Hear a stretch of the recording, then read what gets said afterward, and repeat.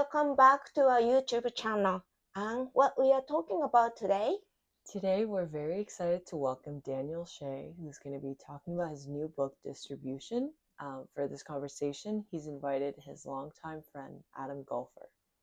At the end of the show, we're gonna talk about our favorite book of the month. So stay tuned. Hey, Daniel. Hey, Adam. So we're going to talk about your book, Distribution. Yes. And I have a couple questions that we've been talking about that maybe we can just get into so you can sort of walk us through sort of the way how you conceived this project. Because we've been talking about it for many years. And so we have a copy of the book, and yeah, let's just walk it through. So the book sort of opens with this series of images of this white blonde woman doing sort of nondescript things. And so she like wakes up in the morning, like gets ready in the bathroom, gets dressed, goes to work. We see her like in the office smiling. She's taking a break on the roof. She goes shopping after work and then drives home. Could you talk about like what the decision was to frame the book with this little series of sort of more observational photographs, and how that was important to open the project with? Sure, yes. And so the book opens on a series of portraits of this woman I'm calling Jessica. And there's two things I kind of wanted to do with that. First, I wanted to open the book with a detour. So the rest of the book has a more consistent visual language, and I wanted to start with something that kind of throws you off course. So you're expecting one thing, and then you enter the meat of the book, and it's kind of something else entirely. In terms of who she is, in particular, she represents the statistical median of a person living in the United States. So she's a 39-year-old white non-Hispanic woman working in healthcare, living in San Bernardino, California. And what I got attached to with the idea of that is that the statistical median represents a type of abstraction, but in its description, it's so like concrete and clear. Like it kind of conjures up an immediate image of a person, or at least it did for me. And I hired an actress to play this person, and we then went to San Bernardino. I'm sorry to anybody who's from there, because like it's always a mouthful when I say it. And we photographed kind of over the course of a few days, a day in the life of this theoretical woman. And it's kind of presented as in, again, a slightly different image register than the rest of the book. It's a snapshot kind of aesthetic, and it shows the day in the life of this person. So it opens on a woman who is presented as kind of like a real person who lives a real life, almost in terms of like in a documentary sense, but where this series comes from is based on the statistical median, a type of abstraction, which then kind of filters into themes throughout the book. Long-winded way of explaining that. But No, that's good. I mean, I think the interesting thing about opening the book with that is that you might traditionally see a couple pictures of this person in a row and be like, oh, this is like a person that I'm supposed to emotionally invest in, or like this is a specific person that these are portraits of. But actually, like when you get to the end of the 10 or 12 pictures of her, there's some sort of strange distance that exists where you're like, there's something more to this than this just being like a day in the life of this specific individual. Yeah.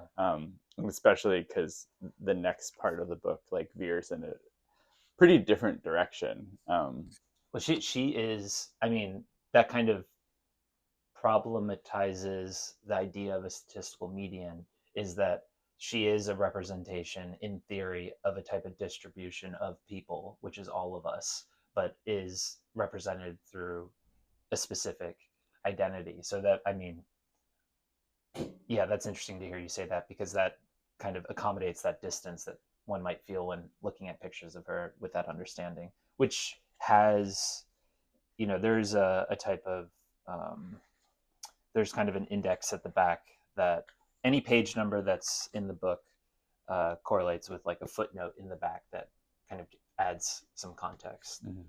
Yeah. I think the thing is that you jump from this series of this woman, and then it sort of moves to a series of pictures that represent like different forms. So there's an image of a construction worker, but it's not just an image of a construction worker. It's an image of a piece that you made that has a very particular construction as an object. And so like you're sort of like framing a representation of a construction worker, but then the form of that person is echoed in the tree that follows, the way their legs are split. And I was really interested in, you're sort of starting to establish a relationship between nature and architecture. And it sort of sets up a system where you're constantly moving back and forth between images in like dense, lush natural environments and dense, often depopulated, built environments. And I guess the question is, what drew you to photograph forests? Because we've been talking about this project for a super long time, and that was sort of the first toe in the direction of making this book, like years ago when you started. So could you talk a little bit about forests? Sure. To speak to the first part of the thing you said about like there being a formal relationships between parts of the photos that follow the Jessica pictures.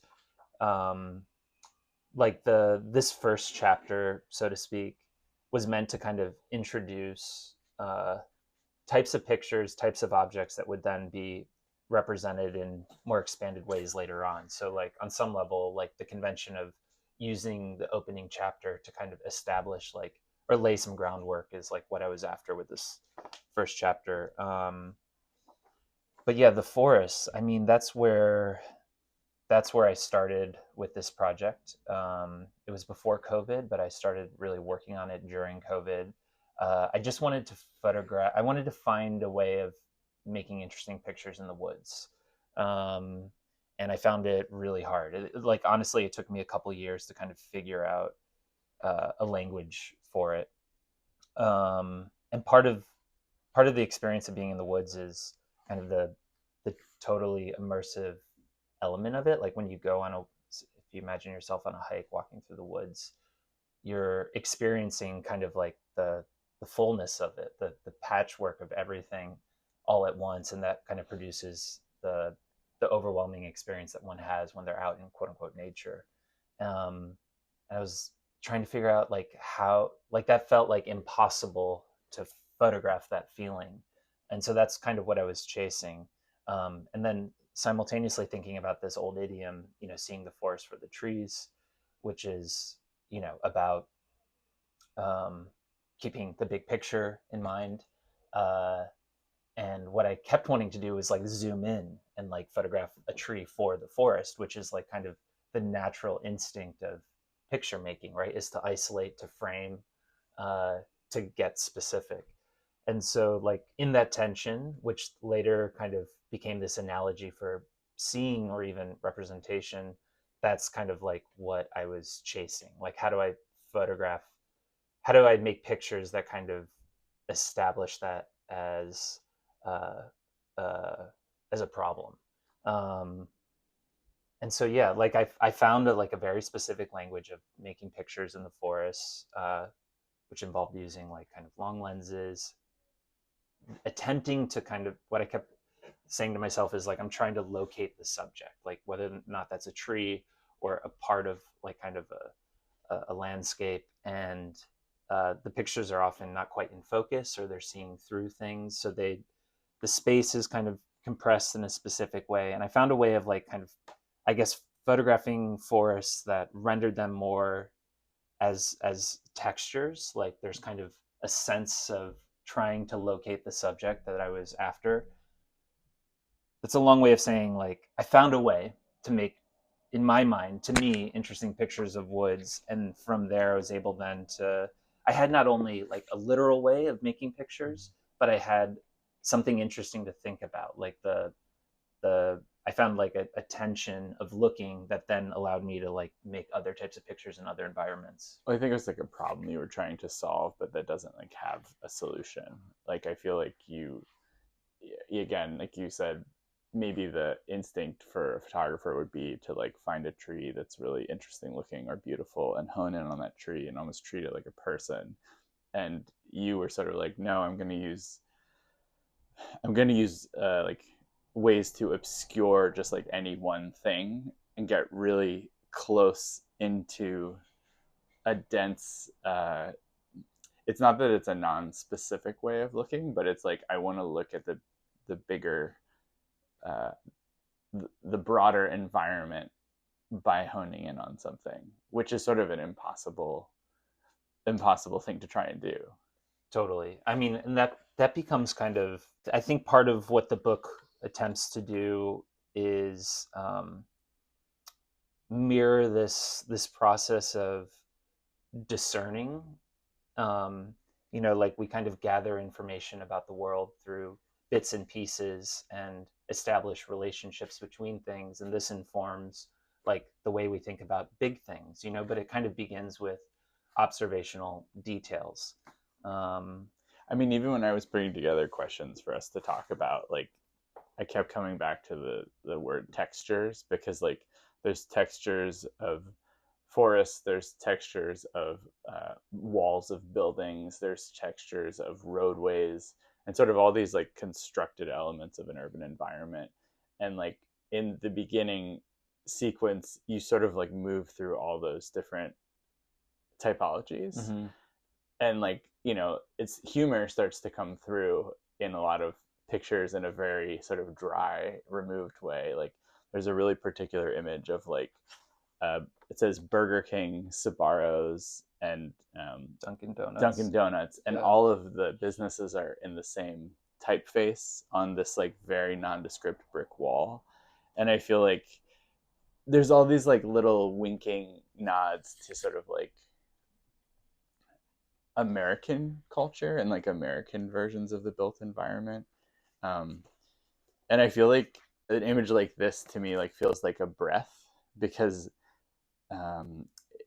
it's referencing something like both really specific and incredibly non-specific. Like any suburban grocery or any suburban shopping center would have something like this from like the time that we grew up, which is like, I don't know, late 90s, early 2000s. And so things like that. And then, I mean, there's other nods to like monuments. I'm going to talk about that in a second. There's an image of like a man's face with glasses that is similarly nodding to like, I don't know, you have a way of like looking at things where you're not necessarily talking about the thing you're looking at, but you're talking about like an archetype. And that is also a theme that runs through the book. And I don't know, maybe you can talk about that a little bit, because in some ways that's also what this woman at the beginning represents. Like she's an archetype of an American person. This image, that this is like a monument somewhere, and it's just like this face of a man that's like quite nondescript, but then it's layered on this like sort of graphic surface. So for example, this guy in particular is what I liked about this relief or this statue was that he seemed important, and not just because of the fact that he was like a statue in a town, but there was something about his presence I noticed that I was like, I feel like I should know who this person is. Turns out he was just like historically in this town a member of a booster club that contributed to the civic organization of this town over many years. And so he's just kind of an anonymous guy to everyone else, but meaningful in this town's history. And that I guess that really kind of captures something I'm really interested in. I guess I can talk about it to use an example is like I often look for places to photograph that can present as many different places in one. Like, for example, I've spent a lot of time, it's not so much in this book, but over the past few years, I was in Spokane, Washington a lot. And it's a city that has, it has like a downtown with large buildings that, like, through a certain perspective, kind of represents something like financial capital or something, like in its architecture. It also has blight and kind of a post-industrial feel. So it's that city also from a certain point of view. Um, and Dubai is a place where I worked a lot. I took photographs a lot in Dubai over the course of making this book.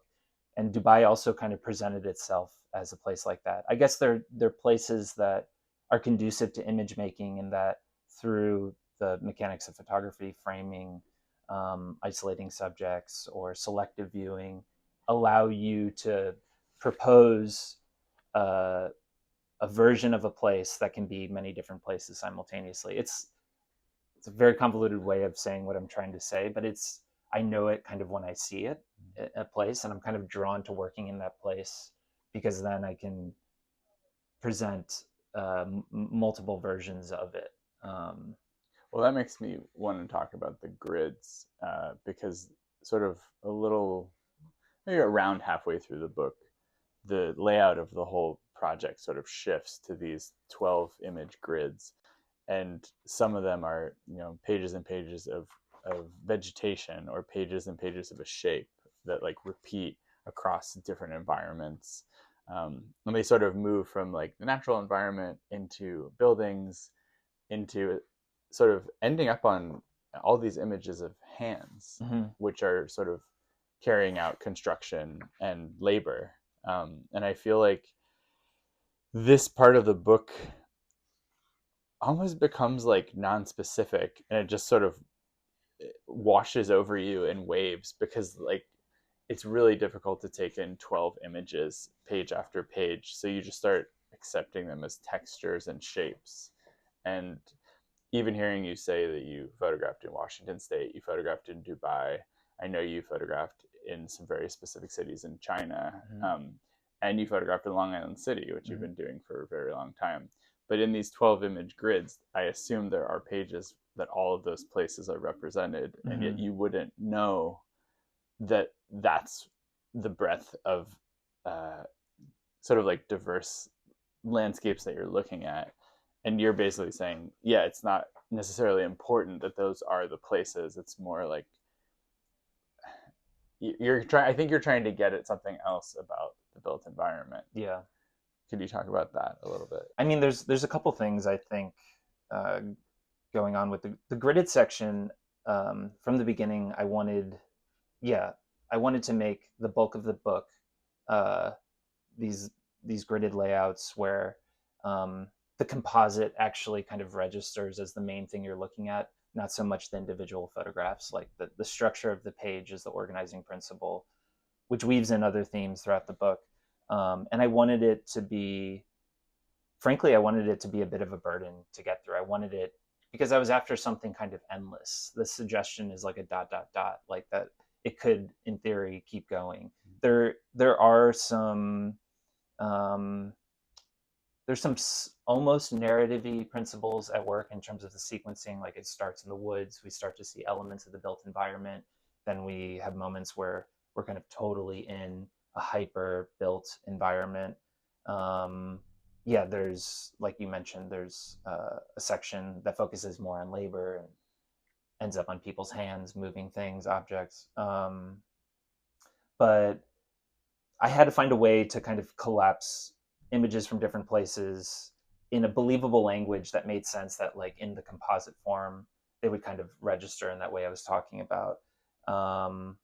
Most of the photographs of the built environment in this section of the book are photographed from a moving car driving on highways through and around cities, which kind of mirrored or allowed me to kind of like collapse the images from the forests, which are also kind of, they're not photographed through a moving car, obviously, but there's something about looking through or compression of space that then allows these images to all live together. Anyone who looks through the book can identify these things that, buildings, forests, people, like all these things, but like what was your intention with that? Because it seems like the process of wanting to figure out ways of looking is actually what the book is about.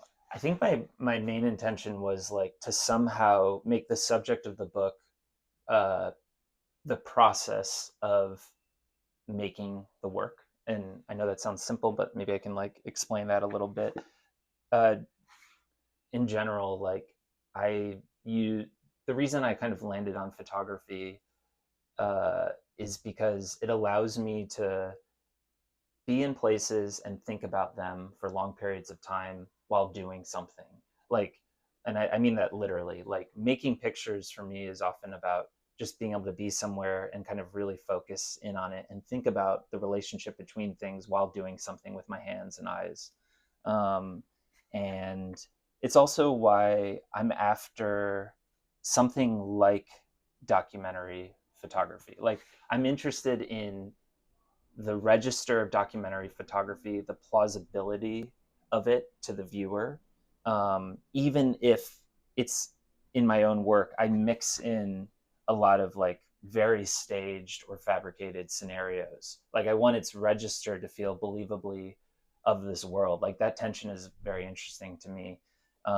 Like even while making the gridded section, by and large, they could be like in good faith described as documentary pictures, but filtered in are images that I knew needed to fill the gap or uh, be precisely something in a way that I couldn't quite find a way to make it in a documentary process. So I would fabricate it, you know? Well, I think you don't feel beholden to make like documentary images that are true, but like you're using the device of making images. Yeah, or the register. I would say like that's the most important thing is that like that's how they feel. Like there's not a question necessarily of like the conditions under which they were made, even though that might be varied. Um, but yeah, so anyway, back to the idea of like why I'm like engaged in photography to begin with. Um, I think then because it's this kind of back and forth between thinking, seeing, making, like in the past, like the in the past books I've worked on and projects I've worked on have kind of made me pursue like kind of specific ideas about the world. Like 4335 10th Street was an idea about how architecture shapes societies. It's the relationship between its ambitions and failures. All that kind of came together while I was making the work, like thinking through it. So it was like I was after a kind of thesis that the process allowed me to do. It sounds to me like you're saying like the book is about the process of looking, and because you're making the work, you are like literally documenting your process of looking at things. Yes, which could be just that could be a general description for like anything, right? But like that was the that was the idea. It was like, okay, that's it's like kind of so big that I want to. That was what I was. That was the ambition I had, was to like somehow make the work about that. Um, I mean, my last question was about like I didn't get into the writing just because I feel like that's a whole other long yeah, conversation, but that this last section is all people and groups of yeah, people. maybe that's a Do you good. want to end on that, or Yeah, just talk about it in general? sure. Well, like so there's a small section of photographs that are of groups of people, and like um, in my mind, what I wanted to do with these is like we established kind of a sense of the structure of the book that, uh, like in the gridded section, It's not like individual images, it's like the grouping of the images yeah, is the thing. yeah, the page is the whole and the parts of the photographs, and in the images that are of groups of people, uh, the page in this instance is the full photograph, and the photographs are the individual people. So the structure of those pictures are about like the relationship people have with one another that defines the kind of structure. So anything from labor to leisure. So it reestablishes the problematic of the grid through an individual photograph of how of social life. Yeah, I mean, I felt like this sort of ending sequence was quite hopeful in a way. Like it's sort of more or less, it's like the first time you step back to like allow a viewer to see a broader coming together happening. That's a very optimistic outlook, but I did feel that like, okay, there's like these men gathered around cars, there's these construction workers like having a meeting, there's this group of women so sifting through records. Like there's a sense of like we've seen these large ideas of nature, we've seen these large ideas of cities, dense cities, and now we're sort of seeing people in these places, making them like come alive. And that's my extremely optimistic read. But I mean, to me, it was like there's kind of like a sorting of different types of people, a distribution of people, like, if you will, doing, there's people on an airport, a flight crew after a flight, there's people on a construction site. Yeah, the teen girls buying discounted vinyl outside of a shop. I like that it makes you feel optimistic. I think I was like, it's just kind of neutral in my mind. Like, I was actually kind of after something effectively like that throughout the whole book. Is like, I had, well, I will say this, like, I like that you mentioned optimistic and hopeful, because like the ending sequence is a bit more dystopian. I mean, ecological crisis was like on my mind since the beginning, especially during COVID, and like being in the forest and like thinking about how big of a problem that is to solve. And part of our inability to overcome it is because of its scale, and it also requires a type of like long-term thinking, which that's not something we're great at. I